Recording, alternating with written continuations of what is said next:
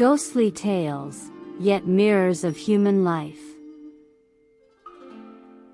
Hey everyone! Welcome to Encountering Chinese, Ghostly Tales from Zhai. Today, I'm going to tell you two short stories. The first story is titled, Catching the Fox and Shooting the Ghost. Li Zhuming was the son of Mr. Li Jinzhua, the magistrate of Suining County. He was generous and never faltered in his actions.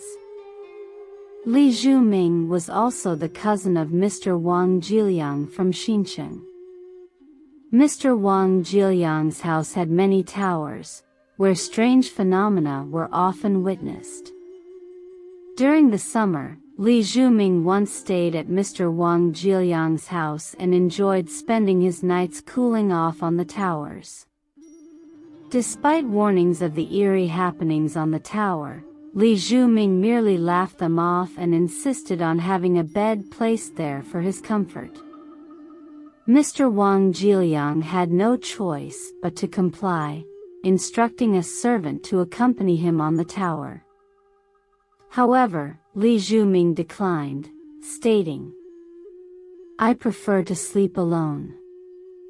I have never known fear in my life." Unable to do anything else, Mr. Wang Jiliang could only instruct the servants to light a stick of incense in the censer for him, ask him which way his feet pointed when he slept, extinguish the candle accordingly, close the door, and leave. After lying on the pillow for a while, Li Zhuming suddenly saw the teacup on the table tilting and spinning under the moonlight, neither falling nor stopping. With a loud reprimand from Li Zhuming, the teacup made a sound and immediately stopped. Then, as if someone had pulled out the incense, it began to sway in the air, drawing flower-like patterns. Li Zhuming got up and reprimanded. "What kind of ghost dares to be so audacious?" Then, he sat up naked, intending to seize it. Li Zhuming stretched his feet under the bed to find his shoes, but only found one. Without further searching, he rushed barefoot to swat at the incense, which promptly returned to the censer, leaving the surroundings silent and motionless. Stooping to grope the dark corners, something suddenly struck his cheek, as if it were a shoe, but he found nothing when he searched. Afterward, he opened the door and went downstairs, calling for the servants. He lit a candle and searched all over the attic, but found nothing. Then, he returned to bed and went to sleep. In the morning, Li Zhuming had a few people search for the other shoe again. They lifted the mats, moved the wooden bed, but still couldn't find it. Upon hearing this, Mr. Wang Jiliang could only provide him with a new pair of shoes. However, the next day, Li Zhuming looked up and saw a shoe wedged between the rafters. Taking it down, he found it was the missing shoe. Li Zhuming's hometown was Yidu, and he had also stayed in the residence of the Sun family in Sichuan County. The Sun family's residence was large, with many empty rooms left unused. The southern courtyard of the Sun family faced a tall pavilion, with only a wall separating it from the room where Li Zhuming stayed. He often saw the door of the pavilion opening and closing by itself, but he didn't pay much attention to it. One day, while chatting with the servants in the yard, the door of the pavilion suddenly opened, revealing a small figure.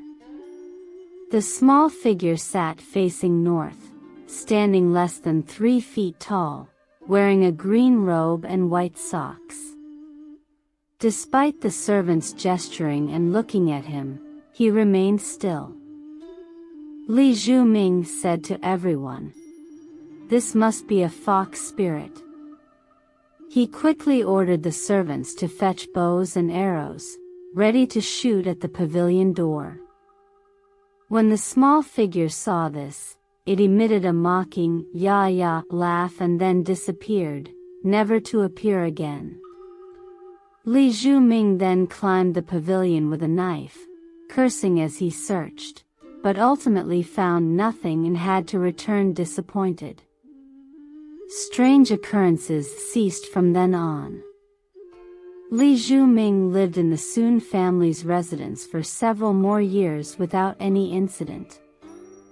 Li Zhuming's eldest son, Li Yusan, is my relative by marriage, and this incident was witnessed by him firsthand. At the end of the story, the author adds this commentary. I regret being born too late to meet Mr. Li Zhuming in person. But from what I've heard from the elders, he was probably a generous and resolute man. From these two incidents, his demeanor can be roughly inferred. As long as one has the spirit of righteousness in their heart, what is there to fear from ghosts and fox spirits? The second story is titled Muddy Scholar. In the village of Luo, there was a man named Zhai who was dull and ugly since childhood. Later, Zhai married a wife who was very beautiful. Chen's wife often felt dissatisfied with her husband, believing him inferior to other men. Despite her inner turmoil, she remained chaste and composed, and there were no conflicts between her and her mother-in-law. One night, while Chen's wife was sleeping alone, she suddenly heard a gust of wind blow open the door, and a scholar walked in.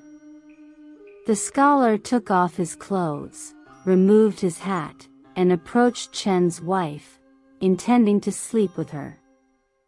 Terrified, Chen's wife resisted desperately, but she felt weak to the bone, unable to resist the advances of the scholar. Since then, the scholar came every night without fail. Over a month later, Chen's wife became haggard, and her mother-in-law, sensing something amiss, asked her about the reason. At first, Chen's wife felt ashamed and reluctant to reveal the truth, but after repeated inquiries from her mother-in-law, she finally confessed. Shocked, the mother-in-law exclaimed, "This is the work of a demon." The Chen family tried various methods to stop the scholar from coming, but none were effective.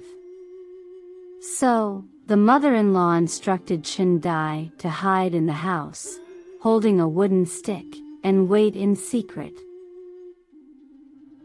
In the middle of the night, the scholar indeed returned. He placed his hat on the table and took off his robe, hanging it on the clothes rack. Just as the scholar was about to get into bed, he suddenly exclaimed, "Oh dear! There's the scent of another living person." Saying this, he hurriedly put his clothes back on. Zhai leaped out from the darkness and struck the scholar on his waist with the wooden stick, producing a thud with each blow. Zhai looked around, but the scholar had already disappeared. The couple lit a torch and saw a mud-stained garment lying on the ground, with a muddy hat left on the edge of the table. Alright. That's all for today's ghostly tales.